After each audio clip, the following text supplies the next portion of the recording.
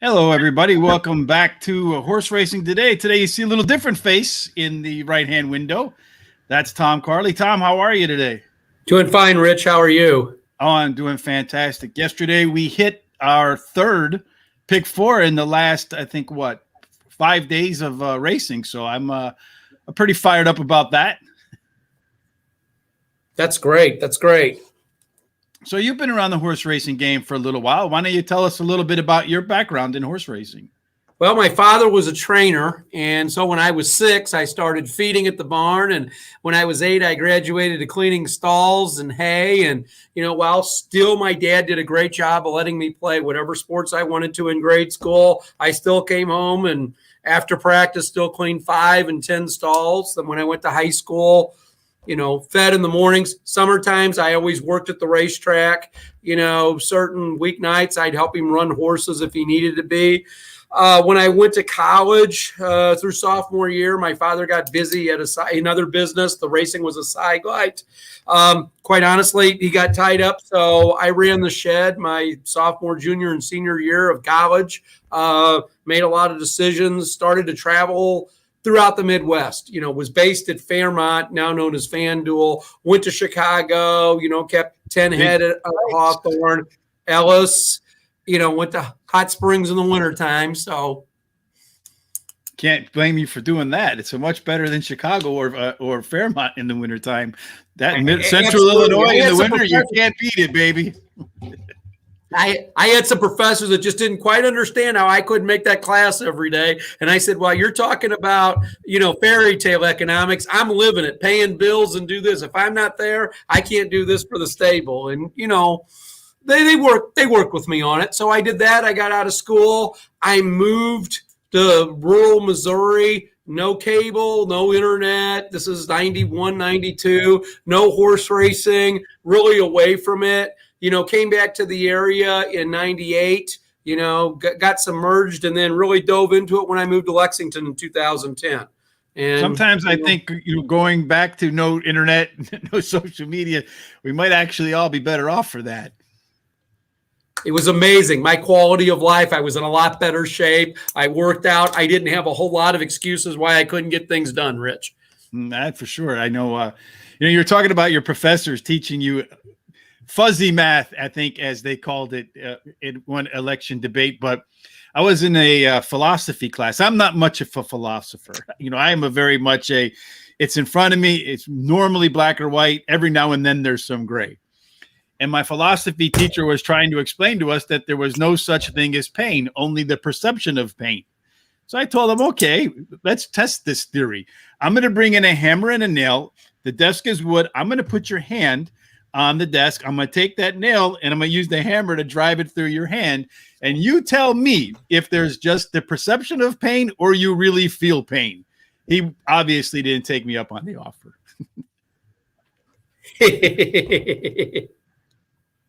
But, I got to hand it to you. One thing, we talked a little bit about Bob Baffert a couple of weeks ago, last week maybe. I don't remember. The days bleed from one into the next. I'm sure you know that feeling. But we talked about Bob Baffert getting his NYRA ban lifted by a court, an injunction. They haven't really settled the issue yet.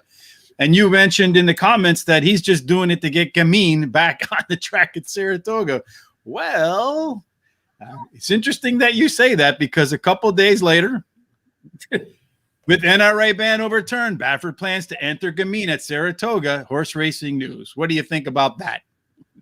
Well, as they say in the world, there's a whole lot of acts to play before we come to this. The ballerina runs on August 28th. And quite frankly, the KTRC has their first real board meeting from the Derby on August 17th. And I think that's when they're going to have to address this issue that's out there right now. And how the KTRC really decides to rule, even on a preliminary basis, is going to affect how all of these other racetracks affect things. Now, if the KTRC, not CDI, decides we're going to suspend Bob Baffert, then NYRA and all of these other organizations are going to follow through on that suspension. And this all is going to be a moot point. Now, I know that the owners of this horse and the trainer have to find a place to run this horse. And let's not forget two things. Number one, Baffert usually runs a 3-year-old in the Travers. He doesn't have one this year. The horse that ran across the wire first in the Derby only had one published workout since the Derby. Life's Magic's in the Pletcher barn, and he'll be in the Travers, just not with Baffert's colors. So Gamine's the only horse, in looking at the Saratoga condition book, I see in that stable would be a good fit, other than staying at Del Mar. Obviously, this race is very important for Baffert because this is a win and you're in to get the horse into the Breeders' Cup. And his home stake, too. The female sprinters on the East Coast are a whole lot less quality than the female sprinters on the West Coast. So this is kind of the path of easiest resistance. He's made this ship before. He's got Jimmy Barnes to bring the horse. But for me to sit here and say, hey, on July 28th, we're a month away from the race. There's still a lot of things to happen in this story before we ever go into the entry box. I don't know why he continues to butt heads against it and just not take this horse and send it to another trainer.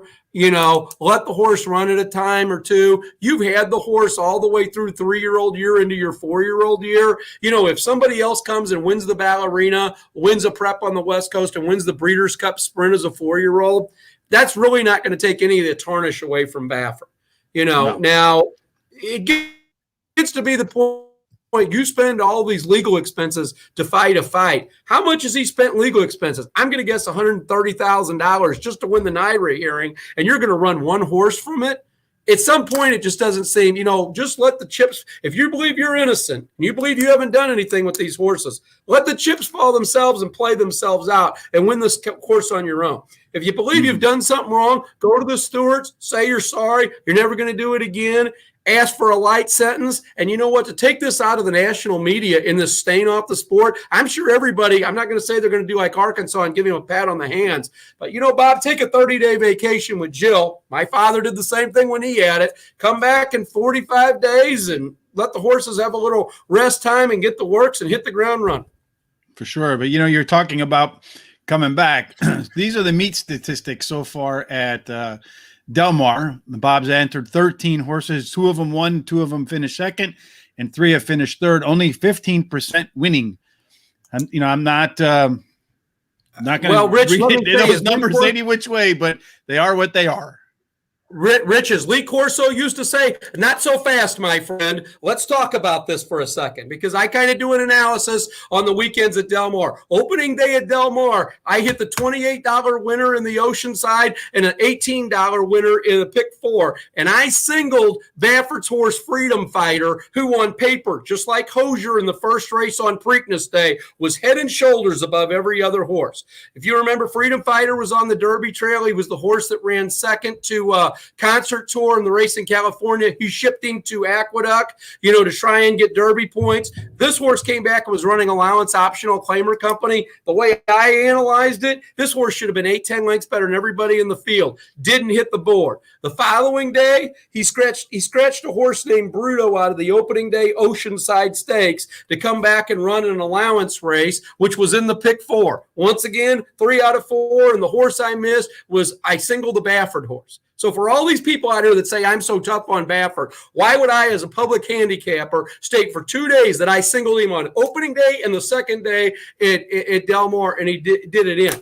And that's what people are saying. Look, when we have all of these increased scrutiny that we did on Preakness Day, he had the favorite in the Black-Eyed Susan, he had the favorite in the first race on the Saturday card, and he had the second and fourth choice or second and third choice in the Preakness, and didn't hit the board with any of them.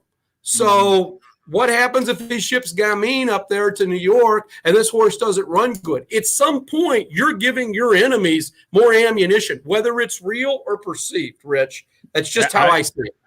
Well, like I said, I'm just putting the numbers there. People could read them however they want. They are what they are, right? To me, I'm a numbers guy. That's what I do. You said I have more Excel sheets than an accountant. So for me, I'm just a straight numbers guy, and I go with what the numbers tell me, and the numbers are painting a story. So we'll just let it go with that. I will say this, that Del Mar meet has started off like any other meet, unlike any other meet I've seen. The first day they had 10 races, they had 10 different trainers get a win. The next day, they had something like 16 trainers get wins in the first 2 days out at that meet. Now, it could be that, hey, we're really geared up for it. It could be that the first week they didn't run a traditional Thursday opening card. They did it on Friday. I don't know, but the parity that has been at that meet this year, and I'll be the first one to say it's kind of the first year I've really dove into it on a daily basis. Usually I'm much more of a Saratoga player. But quite frankly, it's been kind of an eye-opener. But those stats with him, if you look at things, they're just half of what they used to be. Let's move on to the next subject. Here in Chicago, my hometown, Hawthorne Racecourse. They're going to put a Racino there. I know a lot of people think that the casino thing, I got to say, in Chicago, it's been tough for them. It's been an ongoing political thing to get an in-city casino. It's been in the news. I'm 50. I'm 55, but it's probably been in the news for the last 21 years. I've been legally to drink twice since they've been talking about putting a casino in Chicago. So it's not going to be so easy to get a casino at Hawthorne. In case you guys didn't know, Chicago is I think I've seen this. I'm not speaking out of turn here. It's a corrupt city, right? I mean, it is. So, it's a lot more than just getting the casino approved. You have to pay the right people, man. I mean, that's really what it comes down to. And at the end, Hawthorne, I'm not so sure, just from understanding the geography of this city, I'm not so sure that Hawthorne is the best place to put a casino. I know that good for horse racing, maybe, I don't know. I think the jury's out on that, but the location is right off 55 in Cicero. It's in a place called Stickney. It's all industrial. You want to go to a restaurant, you're going to have to drive a little north up into Cicero. And then once you get a little bit east of Cicero, you're in those neighborhoods that you read about or hear about Chicago pretty quickly. So unless they develop that area, I'm not so sure putting a casino there is the best idea. Did I say anything? I don't disagree with you on that. Let me say a few things first of all. First of all, I think Jim Miller, the marketing guy at Hawthorne, does a great job with the limited resource that he has. I think he does a very good job. I think he takes the Hawthorne and spreads it around. I think the racing at Hawthorne has improved dramatically over the last couple of years. I understand the Racino, and I think the key to a Racino is not to have the guys like us that, as Pete Saxon would say, step over a guy with a heart attack to place a bet at the window. It's to take the wives to, it's to take the kids to, it's to have a sports bar and all that. And that's going to be a tough draw getting him to come to Hawthorne. Now, I'll go off on a tangent. You stop me anytime, just tug on my leg and we'll go back to the subject. But I think the way to solve this whole Chicago racing scene is actually through the unforgotten thing that they have at Hawthorne, and that's harness racing. A little old small dumpy track named Los Alamitos in California drew fewer people than Fairmont and less handle every night. And then some guy at TVG said, we got all this programming to fill at night, and we're going to have you run your quarter horses. And I know that, with the exception of the Eastern time zone, who don't have any idea what Los Al is. I know, I'd sit there at night on a Tuesday or a Wednesday, Thursday night, or, Friday night after the race got done at Fairmont, you wanted to fight traffic. I'd play the last four at TVG, at Los Al on TVG. It made you a thing like that. I don't understand why you couldn't do that with a harness track in Chicago somewhere at one of the abandoned ones that's there. And I'm not saying have it at a 6:30 or 7:00. They tore down Maywood, so they couldn't do it there anymore. Well, yeah, but do it somewhere, and you could build a casino there in your neighborhood. You know what? Have the first race be, your casino's a late crowd. Have that first race be a 9 o'clock local post time. You're not worried about the local draw anyway, Rich. What you're worried about is get all these people around the country that are sitting around that, and it's every year they talk that Los Al's not going to get their license renewed. You're going to have a whole lot of programming that TVG is going to have to fill on Wednesday, Thursday, Friday, and Saturday nights. And you know what? You get somebody to race that, it'd be what a lot of racehorse people would like, a lot of track operators. You don't need much infrastructure. You don't need many seats. You don't need much concessions. You got people betting at hand over fist from outside of the world because you got that little spot between the West Coast races at night at Emerald Downs and the races that start in Australia or Hong Kong. You got that 4-hour window that you could fill with your product. And, if you're the only game in town and you like to bet, you've had a bad day and you're trying to get back, people are going to bet that. Maybe they should stop that gambler's fallacy trying to chase. All right. Well, we can start our chase here with Terry's best bet. Although Terry's not here, hey, Terry, we wish you the best of luck with your cataract surgery. Make sure you come out of that. We look forward to you being back, hopefully on Thursday night. But while you may not be here physically, your picks are still here with us. So Terry's best bet of the day or pick of the day is at Colonial Downs. He has continuations going for his third win in a row, what Terry calls a hat trick, says the horse. He's having a very good year and finishes in the money 100% of the time, winning a third. Second pick is number 10, Singapore Flash, another that likes the distance, hitting the board 66% of the time at the distance and winning 33% of those. It's been off since May, but looks like the workouts have been all right. King's Honor rounds out his top three, won his first race after a 6-month time in the barn, and has won 40% of his starts in his career. So hopefully he'll be better in his second start off a break and closing at the end of the race.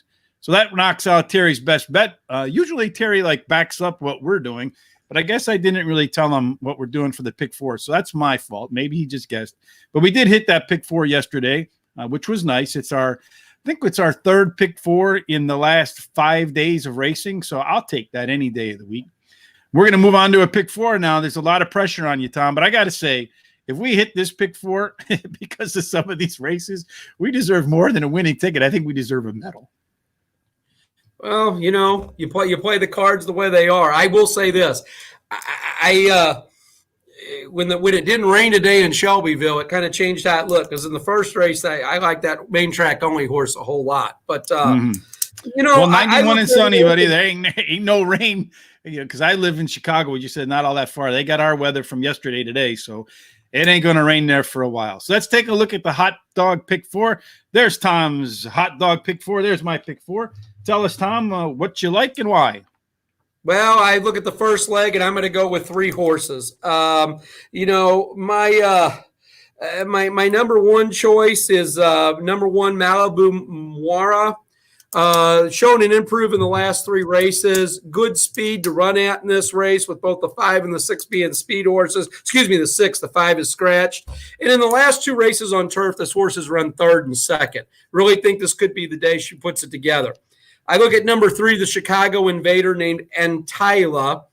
50% career on the board at the distance in 16 starts. Won its last out in Chicago, and that was 14,000 optional claiming. Takes a slight class drop today. And I'm going to go with Long-Legged Laverne. 0 for 4 locally, but there is a good local work. And in May, she ran 3rd at $25,000 claiming. So that'll be the first leg. The second leg, I just limited it to 2. And these are babies, not really experienced. At first, I tried to find a couple of singles to play all of them. Was helped out with 3 scratches. So I'll go with number 1. Mamola Kamala had a good 5 furlong work and 22% with the barn with its first start. And then the horse I really like, Chelsea Strength. Had a career debut, bobbled at the start, but then rallied to run 3rd. She did show an average workout afterwards, so that was pretty good. This is a race somebody's got to win, and on paper after the scratches, there's not a whole lot here. I go to the 7th race. I limit it to 2 horses. Number 2, Strong Illusion, 1 out of 4 in the career on turf. I think you mean race number 8. Number 8. Mm-hmm. Strong Illusion is number 8. Oh, I got it messed up. You're right. Race number 7. Race number 7. My thing is incorrect. I'll fix it. Okay. I have the races wrong. It is 5, 6, 7, and 8. It is 5, 6, 7, 8, and 8, 9. I'm sorry. Yes. 5, 6, 7, 8. In the 7th, number 2, Strong Illusion, 1 out of 4 career on turf. And, you look at the combined form, has shown good form on dirt this year, too. 3rd in 2 dirt races this year. And number 4, which is a horse I'd be tempted to single, Naughty Justice, 4 out of 5 on the board on the turf. It's the lone speed, which I really love that angle, and should have singled this horse, and went deeper in the baby race, but with the scratches, I didn't have time to. And then you look at the last of this. You've got 3 horses I think are head and shoulders above the rest. You got number 1, Hit the Floor Running, a win in 2 seconds in 3 career races. Number 7, April Is No Fool, tried the state bred overnight stakes race, last out after losing a neck 2 races back in an allowance for 64,000. And then you've got Brewski, who's been on the board all 4 times at a and the horse is showing improving speed figures. Think that's a pretty balanced ticket. We got a good shot at it on the narrow pick 4. All right. So for me, I'm looking at, in my first leg, I singled a 1 horse, Malibu Maria. It's won the last race by 9 3/4 lengths. Typically, horses that run a big one the next time out. You also see that the horse has the best late pace figures by a pretty wide margin. So you look at the distance and the surface, it does favor closers. Shouldn't be all that far off the pace. So I expect that you're going to see the 1 horse be a potential single. Race number 6, I mean, it's a ton of first-time starters. The 10 horse is the only horse that has a start that looks like you can consider it. So I'm not going to single that horse. I went as deep as I could here, and all I basically did is take a look at all of the different fractions that the horses had in their workouts, and I picked the 5 fastest. So the 1, the 3, the 4, the 9, and the 10. In race 7, I do agree with you that the 4 horse could be a single, but to me, it's run okay at times, but it's also thrown some pretty bad races in there. But the other horses are pretty bad most of the time.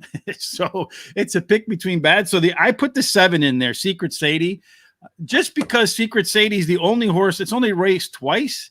So you really don't know what kind of upside it has. And in the first race, its first career start, had a pretty good go at it. So if it can repeat the first race in the third race off a layoff, then maybe you'll see something positive out of that horse here. Maybe we can get an upset. And then the last leg, again, it's one of those races where I think it's pretty much wide open. So I wanted to get as many in there as I could and stay at my $20 budget. So I went with the 1, the 3, the 7, and the 9. The 1 horse was a big-time favorite versus April's No Fool last time they headed up. That was on a sloppy track, so maybe on a fast track, it will live up to that 70 cents odds that it was at.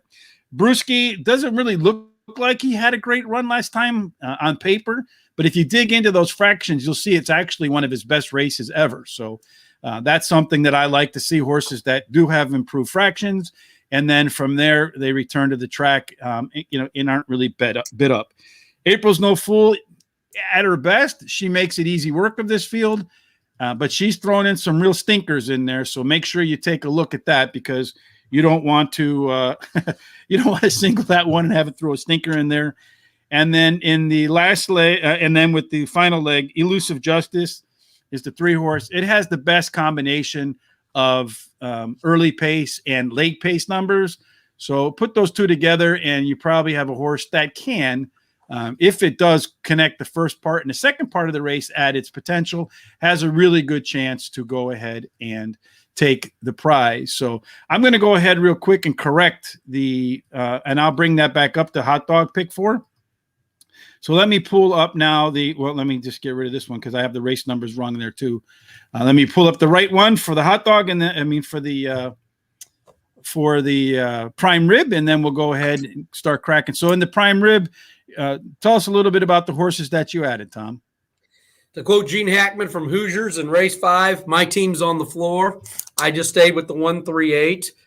In the 6th race, I added the 6 horse, Amazingness.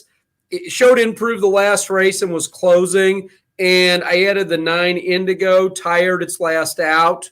Like you said, not a good barometer on these young horses.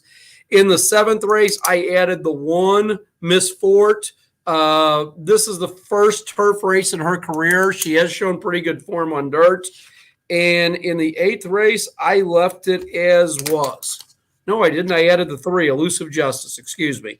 I had Elusive Justice, and that was just a scramble because I had some extra money because of the scratches. So that's the only real change I made. So, all right. So for me, I added in the first leg the 2 and the 3. Again, I think the 1 I could have singled the 1 here. The 2 horse is their trainer is turning that horse around right away. I think it ran like 5 days ago. So sometimes when horses are in the old days, they used to kind of do that. And I know Tom, who's going to join us shortly over in England, they do that a little bit over there too. So maybe they're turning around for a reason. The 3-horse is the second best horse in the race, in my opinion. So we're going to do that. I left the next leg exactly the same, which is as many horses as I could get in there, because that was, like I said, it's one of those races where you have to have as many horses in there, I think, as you can. And then in race number 7, I also added the 1 horse that is, did I add a Secret Sadie 1 and 4 to 7? Yes, I added the 7 horse. And that horse is the only one with the 7 horse. I added the 1 horse. I'm sorry. Has the best late numbers in the field by a wide margin. So that horse in a distance and surface that could benefit it does benefit horses that come off the pace. The 1 could be the one that takes advantage of that. And I left my race 8 exactly the same. So we have Tom's is $72. Mine is $90. Let me just go back real quick and update the hot dog so that you can see the race numbers. Are race number 5, Tom went 138, race 6, 110, race 7, 24, race 8, 179. I just singled the 1 in the first leg. 1, 3, 4, 9, 10. That race, I wanted to all it, but I couldn't do it for $20. 4, 7, 1, 3, 7, 9. And then here you see our prime rib pick 4s. Hopefully we can make it. As I mentioned, we've hit 3 out of the last 5 days.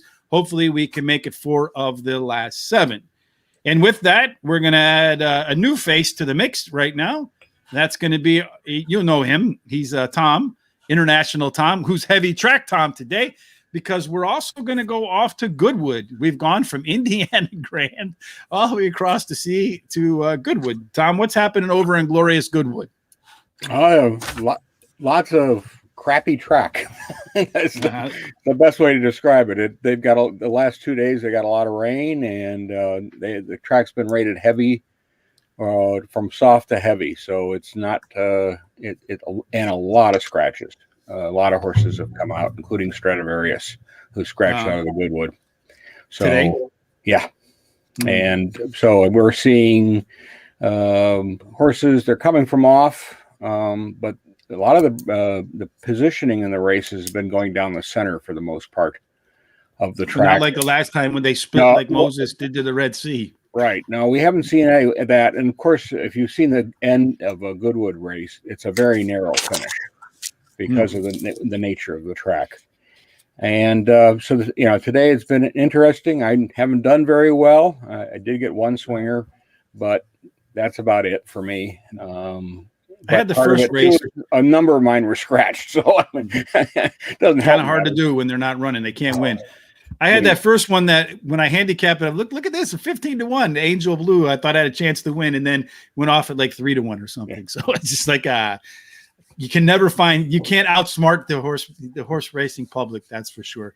Well, let's get cracking with the races. Let's start with the first one that we're going to do tomorrow, where they may or may not be horses scratching there, but it's the Goodwood Angel Oak Tree Stakes, Group 3, fillies and mares, Class 1, and they're going to run 7 furlongs. Thomas, tell us, Tom from Horse Racing Radar, tell us, what do you like? I'm my first choice. Well, I only did the Oak Tree, Molecomb, and the Sussex Stakes. I guess I read the entries wrong when the email came out, so I'm going to apologize for that. I meant the other Tom. We're going to call him Heavy Track Tom versus Tom Carley. Heavy Track Tom, what do you like? I'm my first choice here, and this is a big field. But we will see some scratches in here if the track stays the way it is, or they get more rain. I took Vara Dream, the number 17 horse, who got the 7 draw. Jamie Spencer's up on this horse. All the races have been in the money. All but 1 race was at a mile, and it was really too far for her. She's a sprinter. And 7, I think, is her maximum distance. So she fits well in this one. She had a nice second last time out in a Group 3 at York. I chased the leaders, but she never had a really clear run to get going. And so the jock kind of backed off on her because he couldn't get her into a position to win. So I really see this as a good chance for some black type in this Group 3 race, and I really expecting a very good effort out of her. My second one is number 7, Lavender's Blue. It's draw 15. She gets some class relief here, and drops down to a 7 furlong race for the first time, because most of her races have been 1 mile or more. And she's also raced against some really good horses. Mm-hmm. So, I don't know if she's a sprinter. I don't know if 7 furlongs is always a tough distance for any horse to run, whether they're a miler or they're a 6 furlong horse. It's kind of in that middle. I think the move is a good move.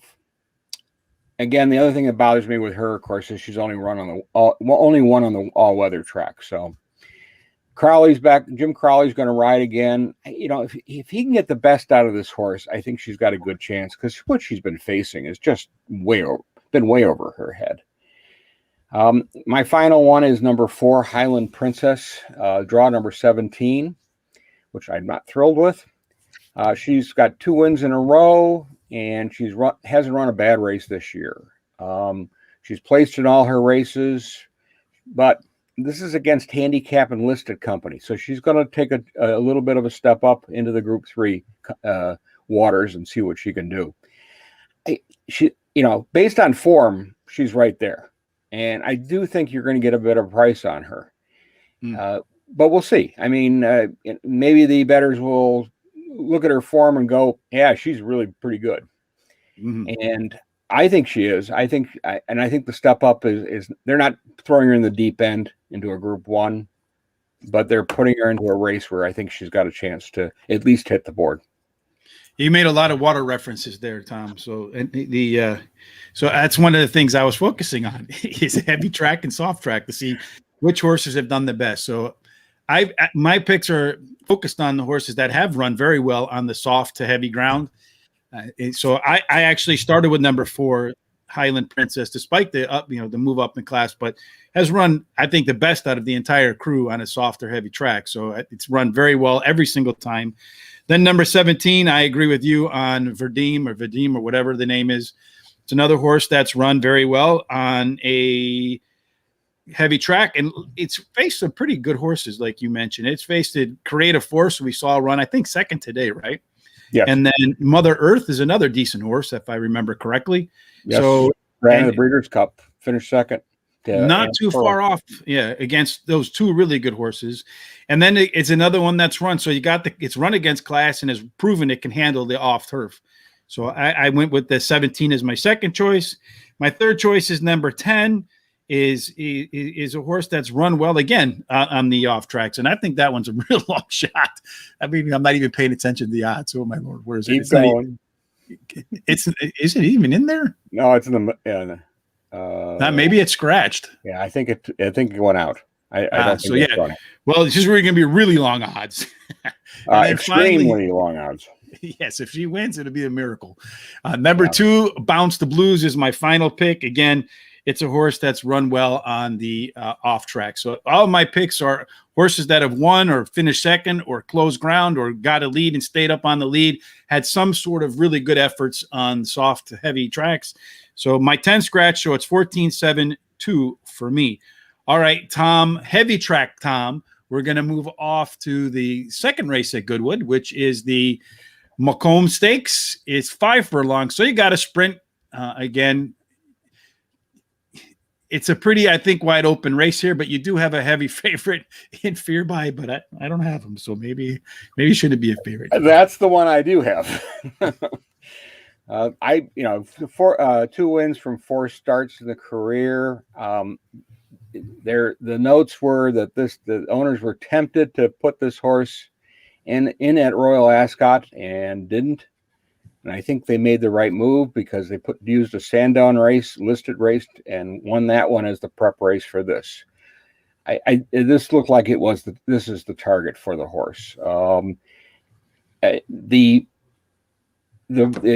track should be okay for this horse. It's not ideal, but I think it's not going to have a problem.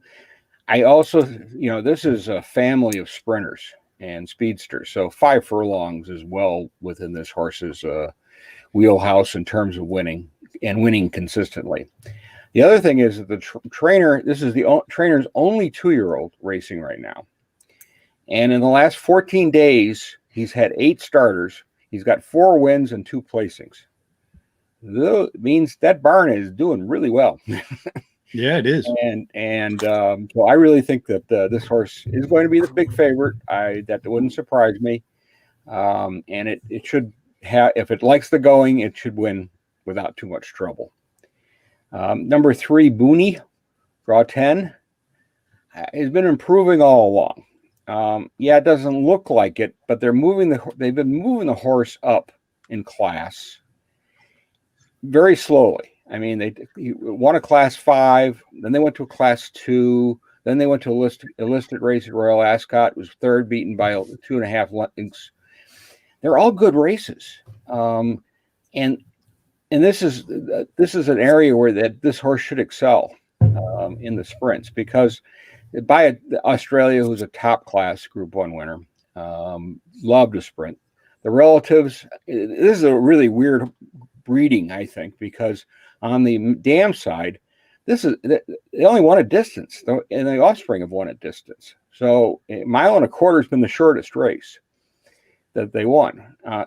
So it's one of those that you don't know exactly if this is the right spot for it, or should they be looking for the longer races that will be coming up later in the year. It's a first fold, so you have to go with a little of the breeding around it, but I'm going to throw it in there because I think it's got a good chance. I really think it's on the improve. My last choice is number 2, Armor, draw 11. One is maiden and then finished 5th to Chipotle at Royal Ascot, and Booney was in that race too. And he had every chance to win, but he didn't finish.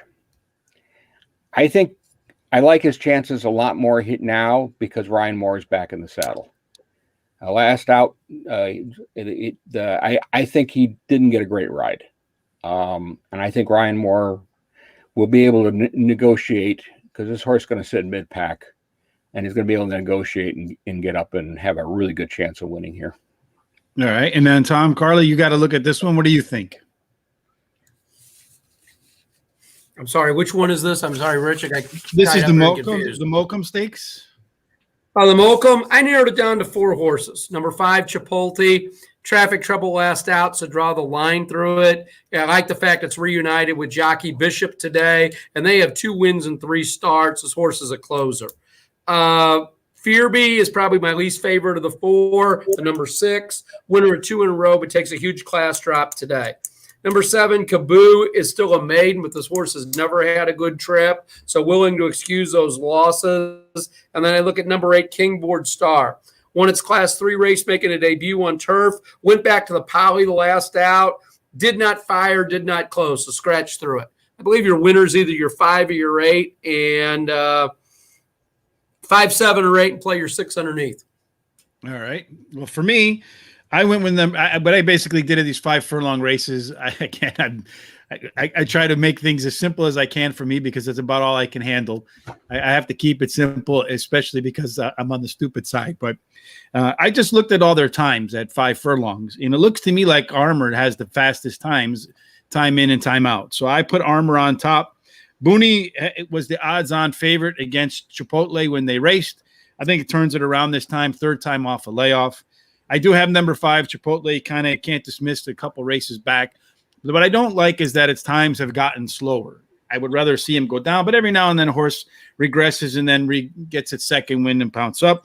And then number 10, you got to go with Swayze. How can you ever bet against anything named Swayze, especially when it's 25-1? So, Swayze was a fighter in real life. Swayze is going to be a fighter on the track for you tomorrow. But in real thing, without jokes aside, when you look at his times at 5 furlongs, they're just as fast as any of the top performers, and you're going to get 25-1 odds. I'll take him. And over there, any horse could win, so why not take a horse with some longer odds? All right, Tom, this is the final race. Tom, heavy track, Tom. Final race of the day, the Sussex. Isn't that like Meghan Markle? Isn't she like the Sussex girl or something like that? Queen of Sussex? I don't know the royalty over there, but yeah, she was the Duchess of Sussex, but I don't know what her So- official statuses anymore. Are they going to get rid of this race going forward as a result? No, this is an old race. This has been around a long time. All right.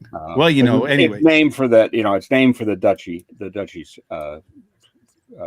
in England. So yeah, this is a marquee race of the day. It's a 1 mile race. We're missing the top horse in England right now, Palace Pier, because he has a blood disorder and he unfortunately cannot run. So I think it opens it up a little. Just a little. Because there's some really good horses in here. Mm-hmm. And number 6, Tilsit, I picked as my top choice. She got draw 7. I love the last race. It was a great race. He was mid-pack, swung to the outside, and just was a stubborn, continually moving forward horse and beat Century Dreams. Who's in this race? The race before that, he lost by a head in France in a Group 1. And his Saudi race was okay, but I'm kind of tossing it out because it's Saudi Arabia. And his last 2 have been really good. He's also won at Goodwood before, and I really think this is a horse that keeps improving. And this will be an excellent opportunity to show that progress. And now I took number 3, Lope de Fernandez. This has draw 3. Good race last out, except it was facing Palace Pier. That's going to be tough. Mm-hmm. He kept going and he was consistent. He just ran into a really good horse, and he's in his his eighth place finish race. He never had a clear run, and the jockey moved him around a bunch and just couldn't get going. So I kind of dismissed that race. He finished 3rd in the Breeders' Cup Mile. Frankie Dettori rode him that day, and Frankie Dettori's back on him, and so I think you got to put him in there as being one of the better horses. And don't dismiss Aidan O'Brien. Nope. Number 9, Poetic Flare, who has draw 2. Be very surprised if this one isn't the favorite. He's won one bad race, and that was at Paris Longchamp in a Group 1, and the winner was St. Mark's Basilica. Not a bad horse. That's a pretty good horse. Becoming my second favorite after Hurricane Lane. Yeah. So he's going to be the favorite here. He's got 8 runs, 5 wins at distances of 5 furlongs to 1. So he is a miler without question. He won by clear lengths last time out. The Curra race he lost by a head, but he made great running in that race. He's the one to beat. I'm going to try to, but that's a tall order. And there's and let's face it, there's also the next 2 choices on the betting right now are 2 fillies that also are getting weight advantages over everybody else, and they're also very tough horses, and they're coming off wins. So Tom, Carly, do you think anybody's going to beat Poetic Flare? As much as I like certain trainers and don't like certain trainers, Aidan O'Brien's the best trainer in the world. I had his 2 horses last year in Keeneland and both the try-in at 73-1. So you asked me that question. I don't understand the 7 being listed as a non-runner, but long story short, I like the 3-4 in this race, and I also looked at the number 9. Lope and Fernandez, as Tom said, just lost last out at Ascot in the Queen Anne Mile. Order of Australia, I like that O'Brien reels this horse back on 10 days rest. He's been known to do that, and when he does that, usually gets a real good run the second time out. Had a bad trip in the Queen Anne 2 back. And then I look at Poetic Flare, beat Battleground, the number 7 horse last out on June 15th, was second on the soft turf in a Group 1 2 back. It's going to rain. It is rained. It's England. I look at those 3. For me, I'm looking at alcohol free as my top choice, number 10. Again, looking at the track type tomorrow, likely to be heavy or soft. Run the best on heavy and soft tracks so far, hands down. Poetic Flair, the horse is, I think, it's the horse to beat. But if you look at them off-track performances, they're either really good or really bad. There's nothing in between. So I think Poetic Flair is just as likely to win or finish last. That's the case at even money. Well, probably won't finish last in a deep field, but out of the money at least. To me, with that kind of 50-50 record, paying even money is not a – to me, it's way, way, way over bet. My third pick is number 11, Snow Lantern. Horses run 5 times. 4 of them are really high-quality starts. The non-high-quality effort was a third, so never missed the board. 4 out of the 5 times, just stellar races. And then I agree with Tom, number 6, Tilsit. That's my 4th choice. This is a horse that's done really well on the soft course too. So you got to go ahead and you got to trust that it'll do it again. And then finally, I thought I had one here, but the one horse, well, it's 20-1. That's my honorable mention horse. I feel like it just missed last time out. And if it gets a little bit of improvement, it had the lead and then kind of gave it up at the end. So if it gets a little more stamina this time on a soft track, maybe Century Dream at 20-1, the one horse can get the job done. Well, folks, that's been a pretty in-depth show. We covered Bob Baffert and Gamine. We covered a Racino in Chicago. We gave you Terry's best bet. We gave you a pick 4 hot dog and prime rib at Indiana Grand. And then we covered 3 races, the 3 big races in England tomorrow. Tom, you got any parting thoughts before Carly, any parting thoughts before we go? Enjoy today's pick 4, my friend, because I've already looked at tomorrow's pick 4 at Saratoga, and let's just skip eating the hot dogs and still try to make it done on the prime rib budget. There's a lot of spread tomorrow. That's all I can say. Yeah, well, Saratoga is always pretty tough, that's for sure. Tom, any final thoughts about Goodwood before we get going? Yeah, I was going to say I put my picks in for the other races in there, and there's a couple decent races and some decent sized fields. I think we will see some scratches out of there, but there's a number of horses in those races who like soft going, so it could be a very interesting. Some of those races could be very, very interesting to watch and enjoy. Yeah, absolutely. You're going to get some bombs whenever the track conditions are crazy. So hopefully we have them. We'll, of course, have Tom's picks on the horse racing radar. So head on over there along with this video so that you can watch it again and take a look at my corrected in terms of race numbers. We had the right horses, just the wrong races, but I did correct them for our hot dog and prime rib pick 4s. Of course, Tom kind of gave it away, but we'll be doing Saratoga tomorrow for our late pick 4. Tom will be back, heavy track Tom, to talk about Thursday at Goodwood. It's kind of hard because we're 1 day in advance. Of course, as always, folks, make sure you subscribe. As you see down there, hit the subscribe button, hit the bell, so when we get started, you're alerted. And follow us on Facebook, Twitter. Tell your friends about us. However it is you communicate, help horse racing radar grow. You're going to start seeing more of our stuff on the track too. Jockeys wearing our pants, maybe some other areas on the horses that you might see horse racing radar. So you're getting early in the game. Make sure you tell your friends about us. You'll look smart for it. Until we meet again this time tomorrow, folks, as Tom said, you have a great day and good luck at the races.